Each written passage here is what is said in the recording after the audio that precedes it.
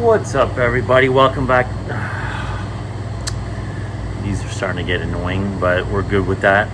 Welcome back to this channel. Welcome back to my store.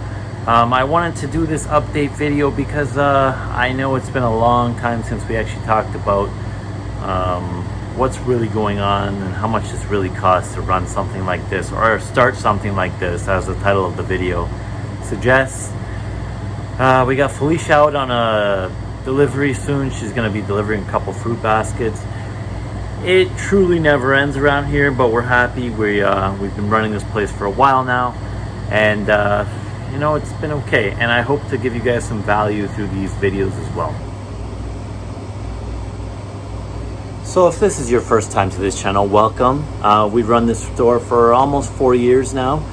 We've signed a 5-year lease, so things are coming to a threshold on whether we want to keep going or grow this place to a bigger location. We've mentioned different options before. Just so you know, if you are new here, if you hit the like button, we do send 1 apple and a cookie to your residence. So if you make that thumbs up button turn blue down below, you'll be receiving those items shortly, so thank you.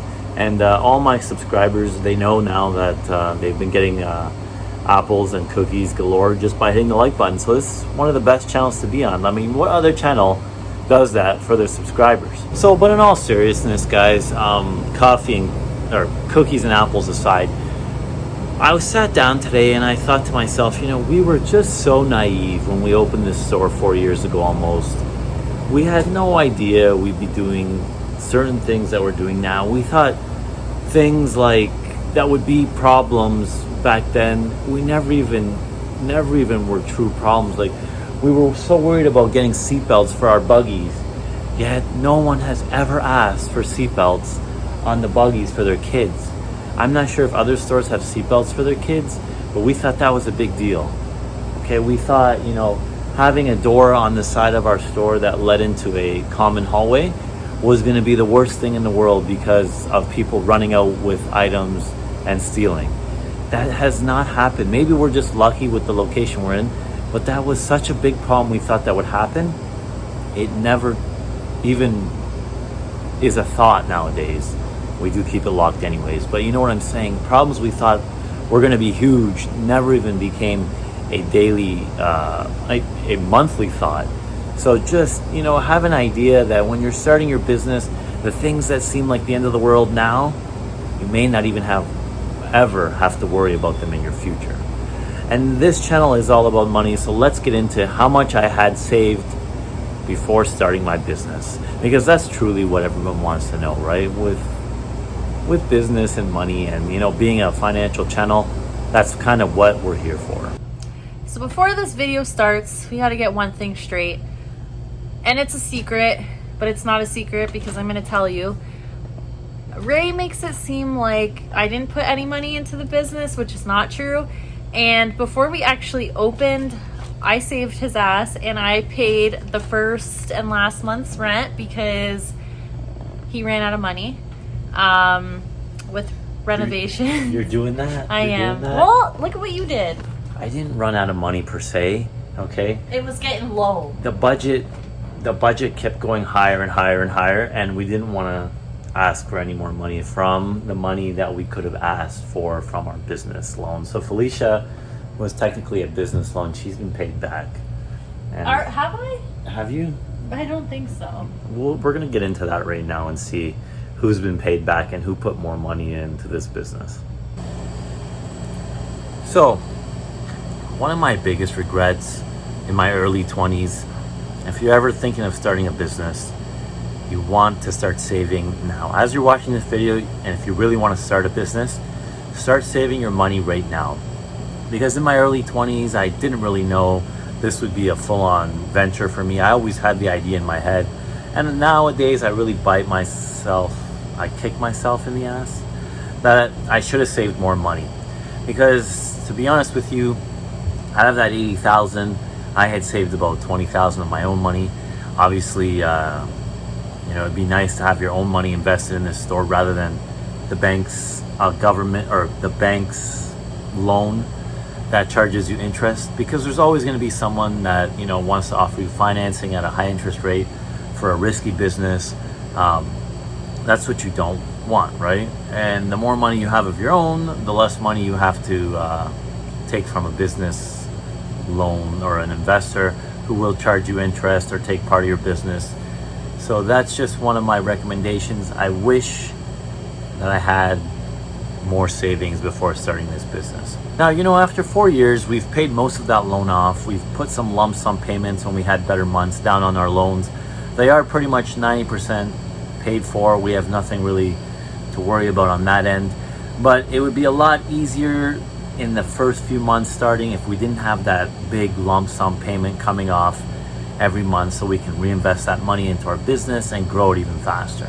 That's why I suggest trying to save your money now for the future business that you're trying to open or grow or build, right? So to give you an idea on how I saved that amount of money, the $20,000 that I put into this business was basically working at another grocery store, pretty much part-time, full-time, and then I was also substitute teaching for a little while, and that kind of accumulated some of the $20,000 that I had to put towards this business. I didn't really live 100% frugally. I could have saved more money over the years.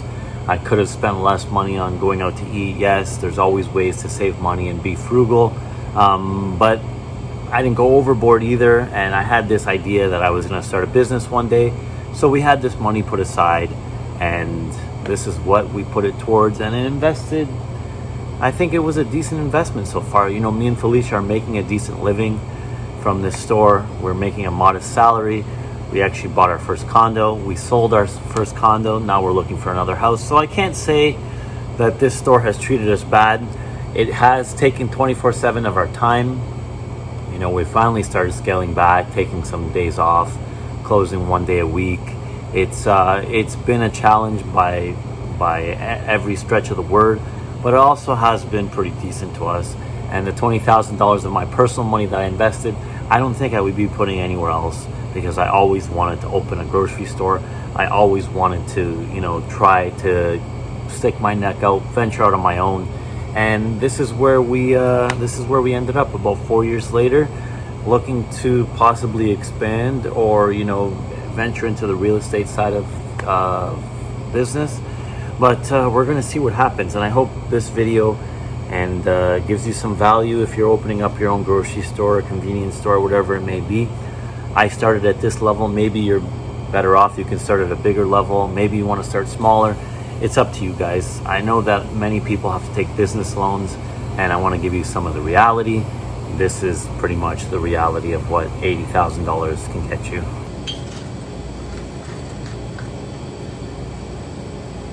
Oh, I didn't see you there. I was actually just rearranging my very vast variety of forest berry jams, apricot jams, plum jams, strawberry, blueberry, fig, all no sugar added jams that we're very happy to offer here at this store. And I'm not saying 100% that you have to carry this many jams. No, I'm just kidding. I'm not saying 100% that you have to start with an $80,000 business. You can start much smaller, and that's what I recommend for people who want to test the water, starting at farmers markets, or maybe starting with a partner that you trust. Me taking this risk was probably not the safest idea, but I've let go of trying to be safe in my life, because safe doesn't really get you 100% what you want all the time. Sometimes you do need to risk it, and you'll get some reward. Usually it comes with time. I'm not going to break down exactly where the $80,000 went. That's for a whole nother video where we can break down step by step what each thing costs. But you're looking at about $60,000 in renovations. That includes equipment, drywall, paint, electrical, walk-in cooler. And then we spent another probably $5,000 or almost $6,000 on the first and last. Another $10,000 on inventory, and then probably $4,000 on miscellaneous items.